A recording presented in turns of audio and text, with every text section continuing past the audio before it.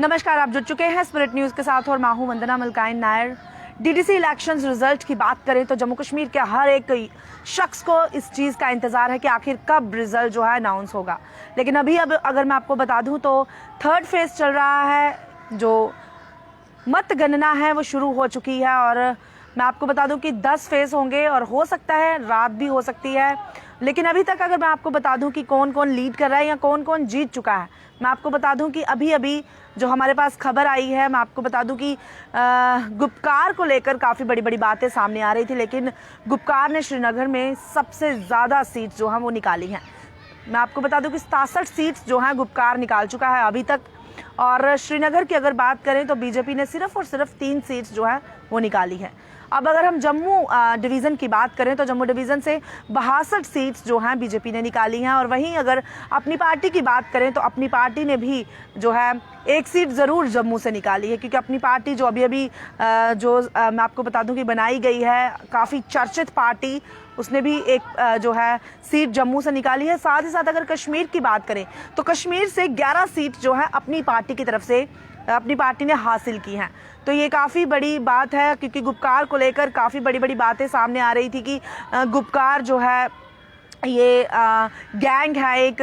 तो यहाँ पर एक पता चल जाता है कि गुपकार को लोगों ने किस तरह से यहाँ पर पसंद किया है। यहाँ 67 सीटें निकालना कोई छोटी बात नहीं है, यहाँ पर काफ़ी बड़ी बात जो है वो सामने आ रही है। तो चलिए हमारे साथ इन सब पर बातचीत करने के लिए हम जम्मू के लोगों से ही बातचीत करते हैं।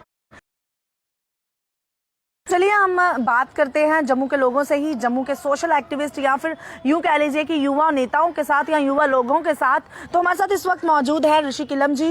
अक्सर हम आपको बताते हैं, ये डीडीसी इलेक्शंस पर अक्सर बात करते थे, स्वागत भी किया था, लेकिन कहीं ना कहीं इन्होंने ये बात कही थी कि कश्मीरी पंडित जो हैं वो इलेक्शंस में पार्ट नहीं लेंगे, पार्टिसिपेट नहीं करेंगे, जो वोट है वो अपना कास्ट नहीं करेंगे। तो आज हम जिस तरह से अभी रिजल्ट अनाउंस होने ही वाले हैं कुछ देर में, बात करें अगर जिस तरह से मैंने आपको बताया कि गुपकार ने 67 सीट्स निकाल ली हैं, साथ साथ अगर भाजपा की बात करें तो जम्मू डिवीजन से 62 सीट भाजपा ने भी निकाली है। तो बातचीत करते हैं कि किस तरह से इस बात को लेते हैं। ऋषि जी, सबसे पहले आपका बहुत बहुत स्वागत। शुक्रिया मैम, शुक्रिया। क्या कहेंगे, जिस तरह से कश्मीरी पंडित्स की बात करें तो उन्होंने आपने कहा, ज़्यादातर कश्मीरी पंडित्स का कहना था कि हम वोट्स जो है कास्ट नहीं करेंगे। अब रिजल्ट जो है आ चुके हैं।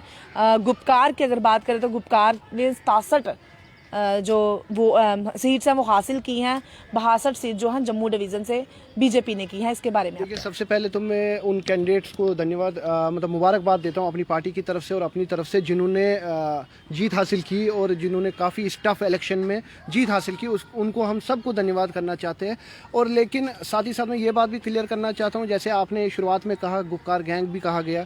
देखिए, गुपकार गैंग इसलिए नहीं कहा गया कि हम उनको इलेक्शन में हराना चाहते थे या कुछ, वो इसलिए कहा क्योंकि उन्होंने देश विरोधी बातें की, उन्होंने एंटी नेशनल बातें की, उसकी वजह से उनको टैग लग गया गुपकार गैंग का।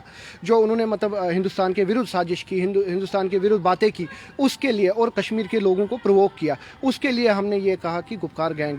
लेकिन अब मैं साथ साथ ये भी कहना चाहता हूँ कि जो कैंडिडेट्स जीत के आ रहे हैं, जो कैंडिडेट्स जीत रहे, तो मैं उनसे यही अपील करना चाहता हूं कि लोगों को काफ़ी आशा है आप पे, लोगों को काफ़ी भरोसा है और लोगों ने बढ़ चढ़ के हिस्सा लिया ताकि आप उनके एरिया की डेवलपमेंट करें। अब ऐसा ना हो कि आप उनकी सुनवाई ना करें, उनकी डेवलपमेंट ना हो, फंड्स प्रॉपर यूज़ ना हो। हम यही अपील करना चाहते हैं, जो भी चाहे जिस पार्टी का भी जीत के आया, कि आप लोगों की समस्या जो है वो हल करें और जो मतलब डेवलपमेंट की बात है वो करें। जो भी फंड्स की मतलब जहाँ जहाँ आपको फंड्स की डिमांड है आप सेंट्रल गवर्नमेंट से मांगे, आप एलजी साहब से बात करें, लेकिन लोगों को सफ़र ना कराए फिर से। जी, अभी आपने स्वागत भी किया और मुबारकबाद भी दी उन पार्टीज़ को जिनके सर पर जीत का सहरा बंधा है।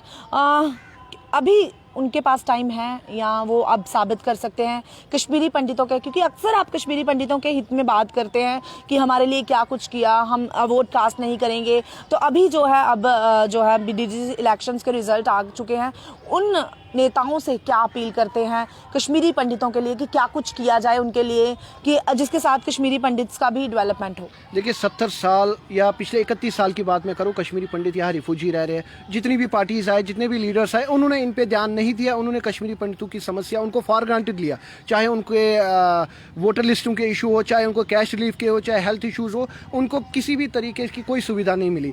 और मैं बीजेपी पार्टी को, केंद्र सरकार को इस बात का मतलब धन्यवाद करना चाहता हूँ, उन्होंने ये वेलकम स्टेप लिया ये जो डीडीसी इलेक्शन कराए।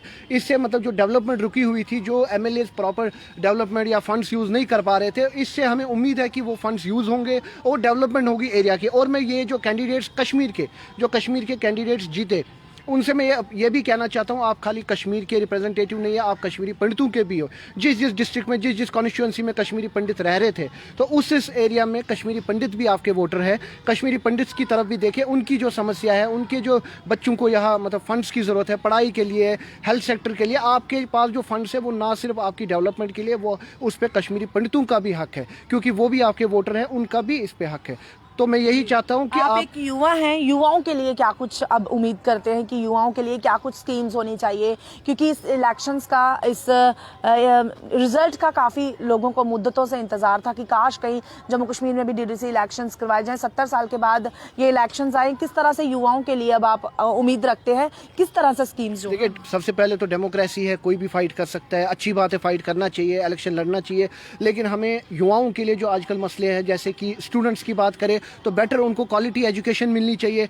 आप गवर्नमेंट स्कूल्स की कंडीशन देखिए, आप हेल्थ सेक्टर की कंडीशन देखिए, आप कॉलेजेस की देखिए, जो डिस्ट्रिक्ट लेवल के कॉलेजेस हैं, जो स्कूल्स हैं, उनकी कंडीशन जाके देख लीजिए। मैं यही डीडीसी मेंबर्स से अपील करना चाहता हूं कि आप स्कूल्स की कंडीशन बेटर करें, उधर बेटर फैसिलिटी करें, एजुकेशन फैसिलिटी उधर बढ़ाए और युवाओं को रोजगार दें। अपने डिस्ट्रिक्ट में आप जॉब की जो मतलब जॉब पैकेजेस निकालें, अपने डिस्ट्रिक्ट वाइज करें, ताकि जो वहाँ के आपके डिस्ट्रिक्ट के जो भटके हुए नौजवान हैं, जो कोई ड्रग्स की तरफ जा रहे हैं, कोई आतंकवाद की तरफ जा रहे हैं, उनको रोजगार मिले, उनके लिए कुछ अच्छा करे। जैसे स्पोर्ट्स के रिलेटेड आप देखें, स्टेडियम के रिलेटेड देखें, तो डेवलपमेंट करें। मैं यही कहूँगा, डेवलपमेंट होगी तो युवा भी आगे बढ़ेंगे, युवाओं के लिए रोजगार भी मिलेंगे। स्टूडेंट्स के लिए जो है खासकर उनके देखिए स्कूल्स की कंडीशन क्या है, उनकी पढ़ाई आप देख लीजिए, टीचर्स प्रॉपर नहीं मिल रहे हैं, इंफ्रास्ट्रक्चर अच्छा नहीं है, कंप्यूटर लैब्स नहीं है, तो वो चीज़ें सुधार करना है, वो डीडीसी मेंबर्स का फर्ज है। अगर फिर से वैसी ही हालत हो गई कि हमने जिता के भेजा और उनने कुछ नहीं किया, तो बड़े अफसोस की बात है। जी, बहुत बहुत धन्यवाद।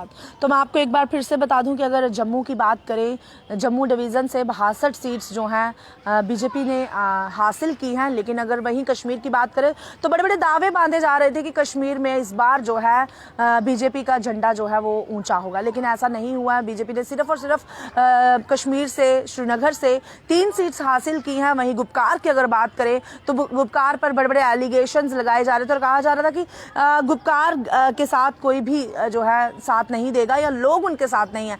लेकिन यहाँ पर एक बड़ी बात सामने आ रही है कि गुपकार जो है अब फिर से एक बार सामने चमकता हुआ दिखाई दे रहा है। 67 सीट, सबसे ज़्यादा सीट्स जो है गुपकार की तरफ से निकाली गई हैं कश्मीर से और श्रीनगर से। काफ़ी बड़ी बात है। अपनी पार्टी भी कहीं पीछे नहीं रही है। अपनी पार्टी ने 11 सीट्स, हाल ही में बनाई गई पार्टी 11 सीट्स जो है वो निकालती है, तो ये काफ़ी बड़ी अपने आप में एक बात है कि 11 सीट्स जो है वो निकाल चुकी है कश्मीर से, श्रीनगर से। एक सीट जो है जम्मू से निकाली गई है, तो ये काफ़ी बड़ी बात जो है सामने आ रही है। वहीं लोगों ने, और मैं आपको बता दूं कि हमारे साथ मौजूद थे बातचीत करने के लिए ऋषि किलम जी, सोशल एक्टिविस्ट हैं, साथ ही साथ एनसीपी के ये सेक्रेटरी भी हैं, जनरल सेक्रेटरी हैं, नेशनल जनरल सेक्रेटरी हैं। तो उन्होंने बातचीत करते हुए बताया कि अब ये स्वागत करते हैं, लेकिन कहीं ना कहीं लोगों को अब इनसे उम्मीदें बढ़ चुकी हैं। अब ऐसा ना हो कि ये सिर्फ कश्मीरी मुस्लिम्स के लिए ही सोचें, बल्कि कश्मीरी पंडित्स के लिए भी कार्य को किया जाए, ताकि एकजुट होकर काम किया जाए। तो आप ऐसे ही अपडेट के लिए जुड़े रहे स्पिरिट न्यूज़ के साथ। तब तक के लिए मुझे वंदना मलकाई नायर को दीजिए इजाज़त। नमस्कार।